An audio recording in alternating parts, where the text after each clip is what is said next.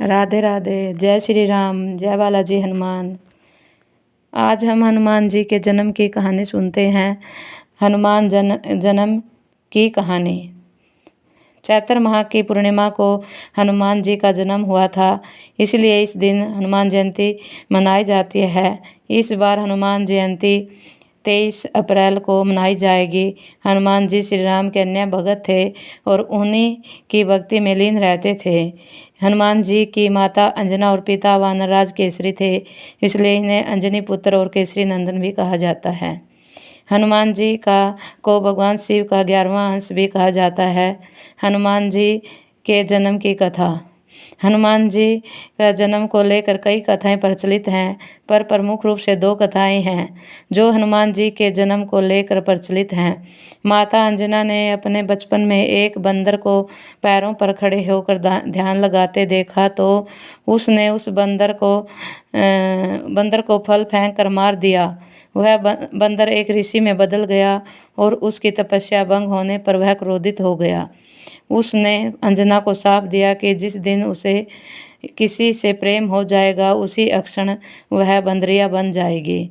कुछ समय बाद अंजना जंगलों में रहने लगी और वहाँ उसकी भेंट केसरी से हुई, जिससे प्रेम होने पर वह बंदरिया बन गई। और केसरी ने अपने बारे में बताते हुए अंजना को बताया कि वह वानरों का राजा है।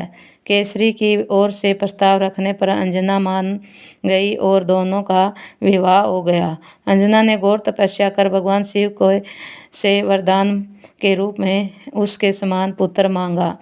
वहीं दूसरी ओर अयोध्या के राजा दशरथ ने पुत्र की प्राप्ति के लिए पुत्र कामेष्टि यज्ञ आयोजित किया।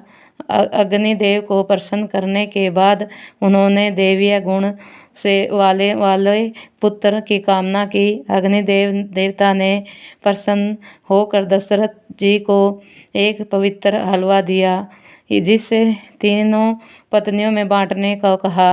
राजा ने बड़ी रानी तक हलवे को पतंग से पहुंचाया। वहीं बीच में कहीं माता अंजना प्रार्थना कर रही थी। हवन की कटोरी में वह हलवा जा गिरा। माता अंजना ने उस हलवे को ग्रहण कर लिया।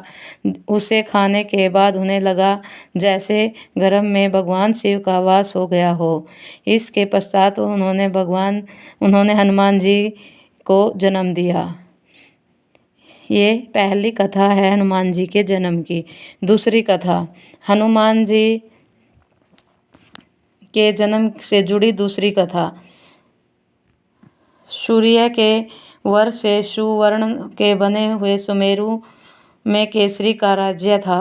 उसकी अति सुंदर अंजना नामक स्त्री थी। एक बार अंजना ने शुचि स्नान करके सुंदर वस्त्र और आभूषण धारण किए। उस समय पवन देव ने उनके कान के छिद्र में प्रवेश किया और आते समय आश्वासन दिया कि तेरे यहाँ सूर्य, अग्नि और सुवर्ण के समान तेजस्वी वेदांगों का ज्ञाता विश्व में सबसे महाबलशाली पुत्र होगा। और ऐसा ही हुआ। कार्तिक कृष्ण चतुर्दशी को अंजना ने हनुमान जी को जन्म दिया। कुछ समय बाद सूर्योदय होते ही बालक को भूख लगी। माता फल लाने गई ही थी कि इधर लाल वर्ण के सूर्य को फल मानकर हनुमान जी उसको लेने के लिए आकाश में उछल गए। उस दिन अमावस्या होने से सूर्य को गरजने के लिए राहु भी आया था, पर हनुमान जी को दूसरा राहु मानकर वह वहां से भाग गया।